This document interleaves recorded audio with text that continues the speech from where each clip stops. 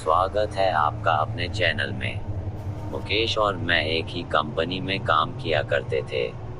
एक रोज हमें ट्रेनिंग पर भेज दिया गया।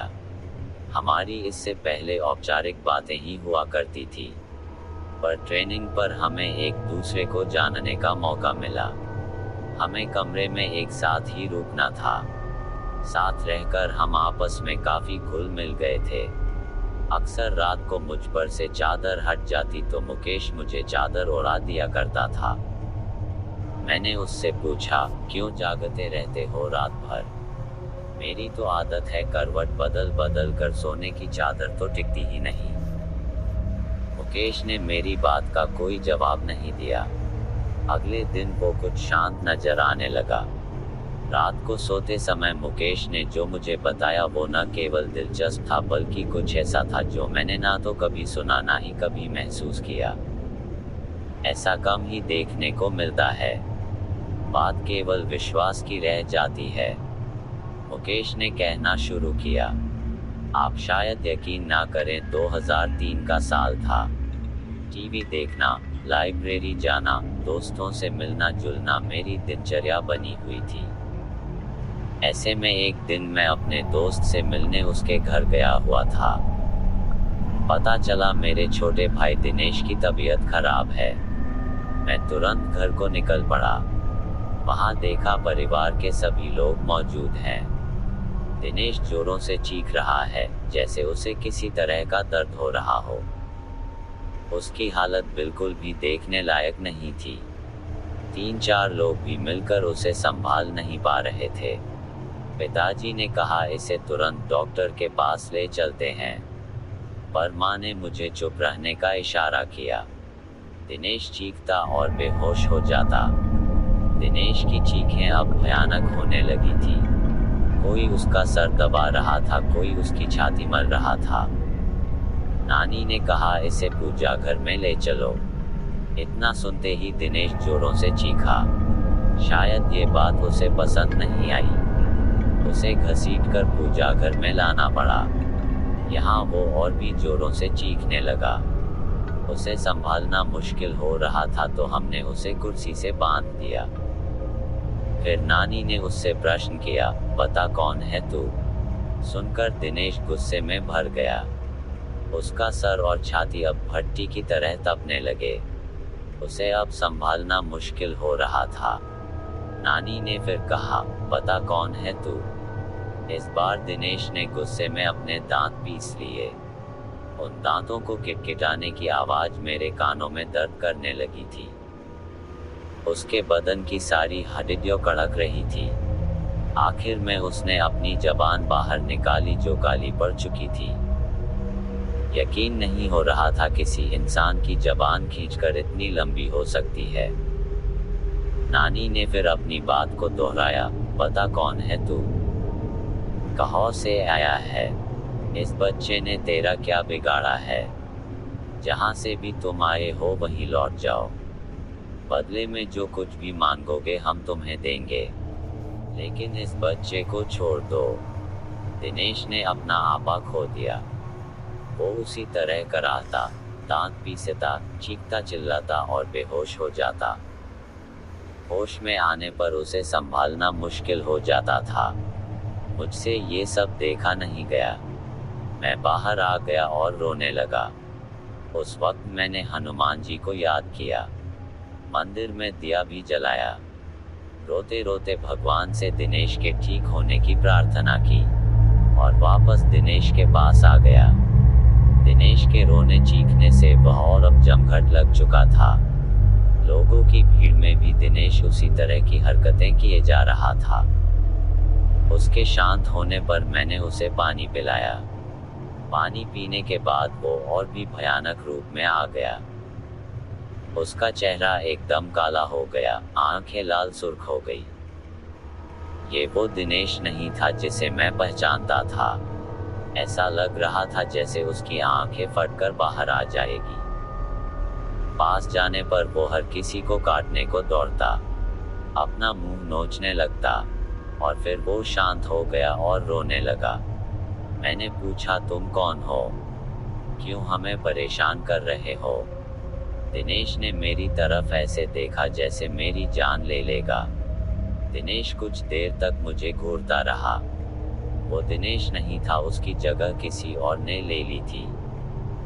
सबको बारी बारी घूरने के बाद उसकी आंखें अपने कोट में गोल गोल घूमने लगी। ऐसा नजारा जीवन में पहली बार ही देख रहा था, बल्कि मैं तो कहूँगा ये सब कुछ जीवन में पहली बार ही देख रहा था। वो चीखना चिल्लाना, वो भयानक सी हंसी, वो दांत पीसना, किटकिटाना, दर्द में कराहना, हड्डियों का एक साथ कड़कना, सब कुछ एक मनहूसियत में बदल चुका था।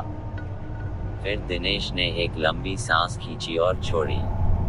उसकी सांस की दुर्गंध इतनी थी, सब अपना मुंह ढककर घर से बाहर निकल गए और वो पागलों की तरह हंसा। वापस अंदर जाने पर दिनेश फिर सभी को घूरने लगा। हमने वापस उससे पूछा, कौन हो तुम? फिर वो एक औरत की आवाज में बोला, मैं शाहडोल की हुआ। मैं हूँ तंत्रा, इसने मुझे जगा दिया है, मैं इसे नहीं छोड़ूंगी, इसे अपने साथ लेकर जाऊंगी। और हंसने लगी। हमने कहा, जो तुम मांगोगी हम तुम्हें देंगे, पर इसे छोड़ दो। वो दुष्ट आत्मा अब अपने पूरे रूप में आ गई और बोली, मुझे एक मटकी, 4 नारियल, चुनरी, श्रृंगार का पूरा सामान लाकर दो तो मैं चली जाऊंगी, नहीं तो इसे अपने साथ ही लेकर जाऊंगी। जल्दी करो, दफा हो जाओ, ये सामान लेकर ही आना, वरना इसे तो मैं चबा जाऊंगी। और हंसने लगी। हम सब के चेहरे पीले पड़ गए। माँ और मैं तेजी से बाजार की तरफ निकले। रास्ते में माँ रोने लगी तो मैंने उन्हें दिलासा दी, सब ठीक हो जाएगा माँ। माँ बोली, कुछ भी ठीक नहीं होने वाला मुकेश, मैंने तुझे बताया नहीं। इसने जब अपना पहला असर दिखाया था तब दिनेश को क्या हुआ हम समझ ही नहीं पाए थे। दिनेश के साथियों ने हमें बताया, उस दिन दिनेश के ऑफिस में मीटिंग थी। सब आपस में हंस बोल रहे थे, सब कुछ ठीक था कि अचानक दिनेश की तबीयत बिगड़ने लगी। दिनेश ने सामने रखा गिलास उठाया और पानी पिया। पानी पीते ही दिनेश बेहोश हो गया। उसके साथ ही चौंक गए। 2 लोगों ने मिलकर उसे टेबल पर लिटाया। उस समय उसकी आंखों से आंसू बह रहे थे। वो अपनी साथियों से कुछ कहना चाह रहा था, लेकिन उसके मुंह से एक शब्द भी नहीं निकल पा रहा था। उसके साथी उसे हॉस्पिटल ले गए। हमें जैसे ही सूचना मिली हम सभी वहां पहुंच गए। दिनेश कुछ देर बाद दिनेश ठीक हो गया। क्या हुआ उसे खुद भी कुछ मालूम नहीं था। उसे इतना याद था कि वो बेहोश हो गया था। उसके बाद कभी ऐसा कुछ नहीं हुआ जिससे कोई परेशानी हो। तुम ठीक कह रही हो मौ, उसके बाद भी कुछ हुआ जरूर था। क्या मतलब? मौ बोली, मतलब ये माँ, पिछली बार जब मैं छुट्टियों में घर आया था, उस रात मैं कमरे में सो रहा था। रात के 3 बजे का समय था। कमरे की खिड़की खुली हुई थी और उससे तेज हवा कमरे में आ रही थी। उस हवा के शोर से मेरी आंख खुली। मैंने देखा एक साया मेरे पास खड़ा था। ध्यान से देखने पर भी मैं उसका चेहरा ना देख पाया। उसके चेहरे पर कालिक के अलावा कुछ ना था। उसका शरीर धुएं जैसा था। अचानक वो साया बादल की तरह तैरता मेरे पास आने लगा। मैं घबरा गया और अपनी चादर में मैंने अपने आप को समेट लिया। वापस देखा तो वो साया वहां नहीं था। इसे अपना वहम मानकर मैं भूल चुका था। पर अब दिनेश के हालात देखकर लगता है कुछ तो जरूर हुआ है माँ। इसके बाद मैं मटकी लेने चला गया और मान श्रृंगार के लिए सामान खरीदने लगी। मुझे दुकानें बंद मिली तो मैं सीधे कुम्हार के घर चला गया।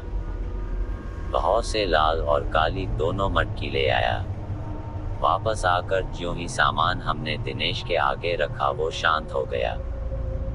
नानी उसे देखने गई और दिनेश के सामने जाकर खड़ी हो गई। कुछ देर तक नानी उसे ऐसे ही देखती रही तो हमने नानी से पूछा, क्या हुआ नानी? नानी हमारी ओर पलटी। अब नानी के चेहरे के भाव दिनेश जैसे हो गए थे। हम और भी घबरा गए। नानी ने भी उसी चीख के साथ रोना शुरू कर दिया और कहा, मैं शाहडोल की हुआ।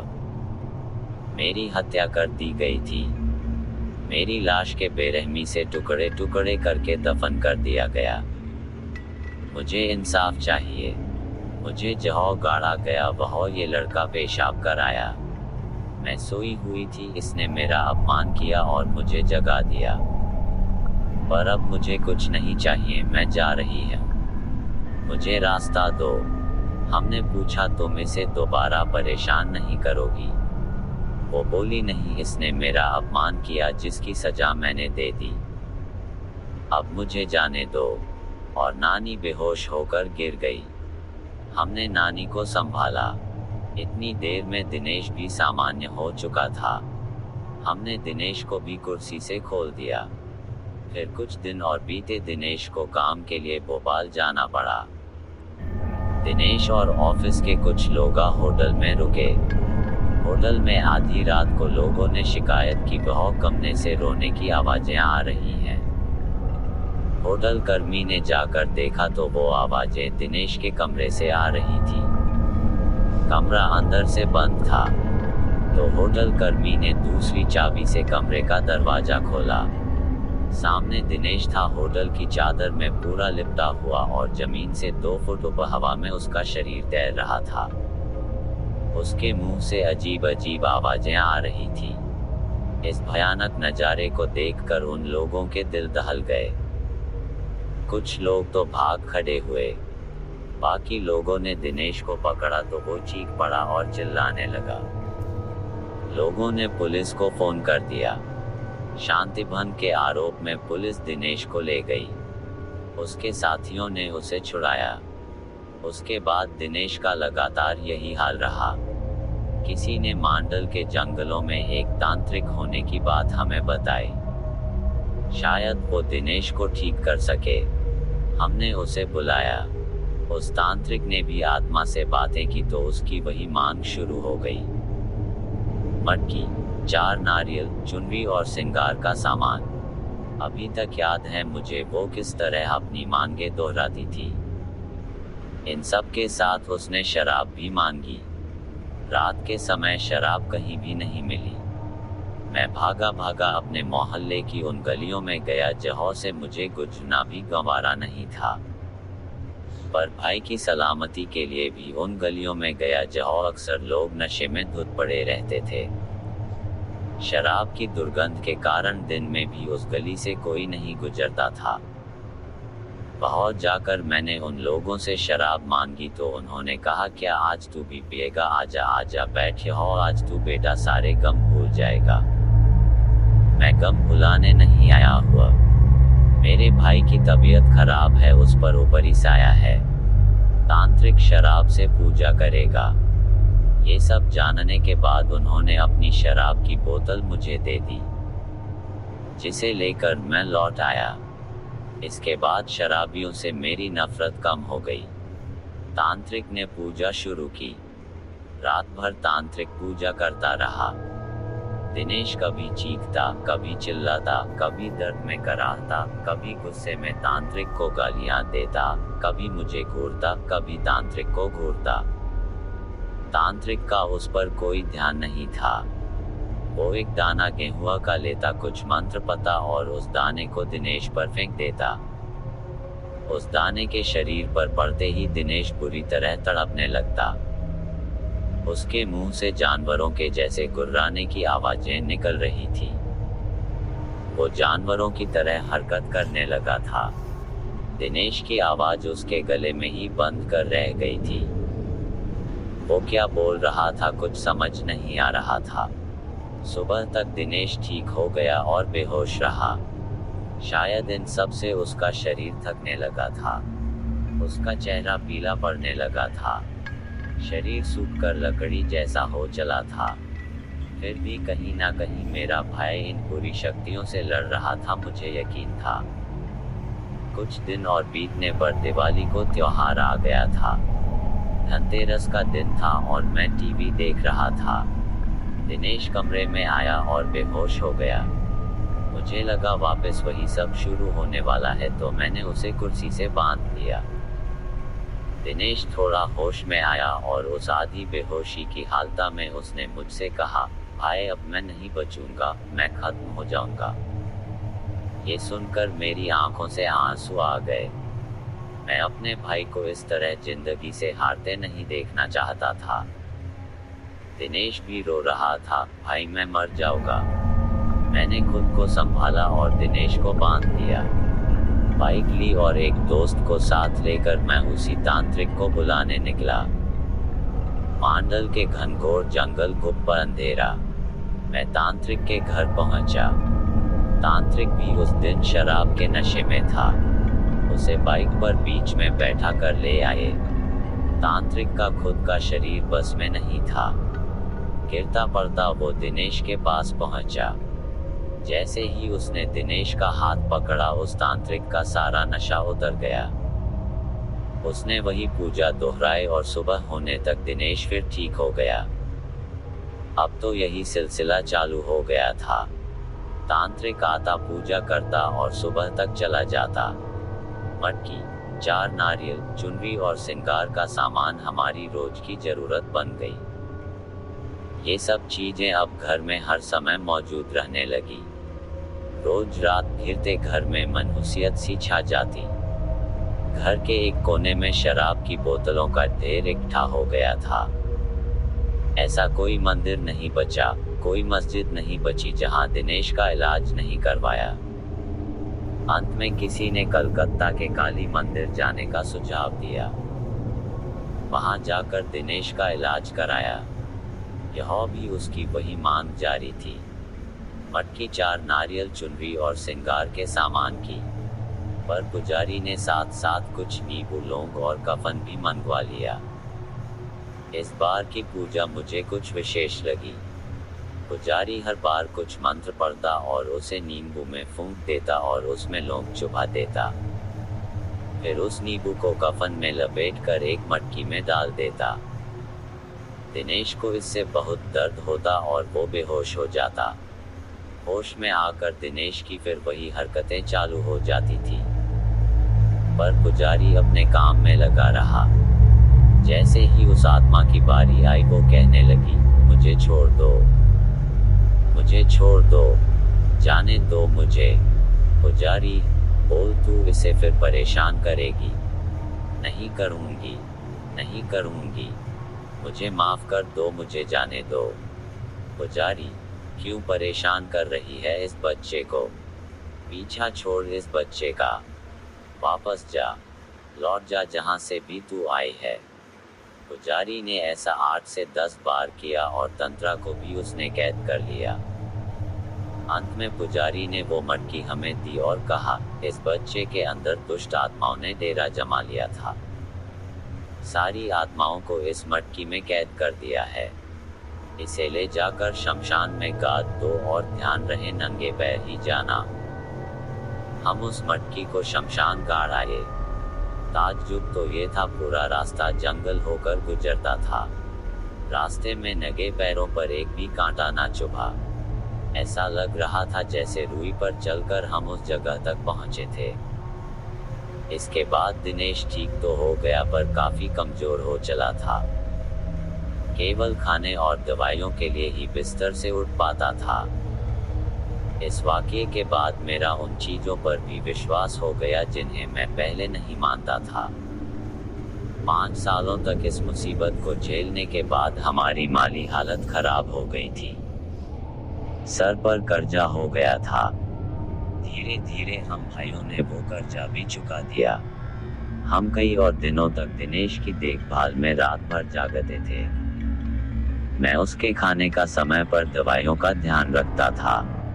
रात में उठ कर मैं देखता था दिनेश सो रहा है या नहीं। उसकी चादर ठीक कर देता था ताकि वो आराम से सो सके। आज भी मेरी यही आदत है। बस यही बात थी, ऐसा कहकर मुकेश चुप हो गया।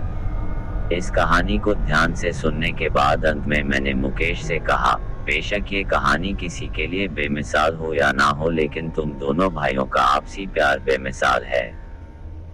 आपका सपोर्ट हमें और कहानी लाने में मदद करेगा। कृपया चैनल को लाइक, शेयर और सब्सक्राइब जरूर करें और बेल आइकन जरूर दबाएं। धन्यवाद।